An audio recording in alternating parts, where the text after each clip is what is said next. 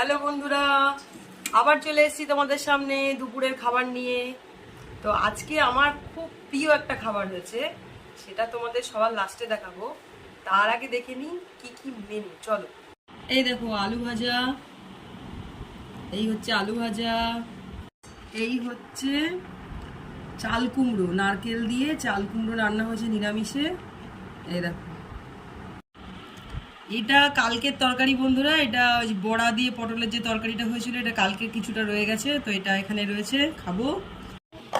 সব থেকে আমার প্রিয় খাবার যেটা আজকে হয়েছে, সব বাঙালিরই প্রিয়, আমারও প্রিয়।